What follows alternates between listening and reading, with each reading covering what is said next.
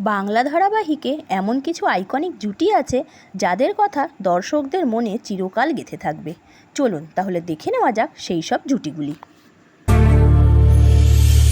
দেখা হলো যে শিহরণ, শরীর কাঁপানো বিদ্যুৎ, অভিমান যেন মল্লারে বাজে, অভিসারিকার মেঘদূত, অভিসারিকার মেঘদূত, অভিসারিকার মেঘদূত। দেখা হলো যে শিহরণ, শরীর কাঁপানো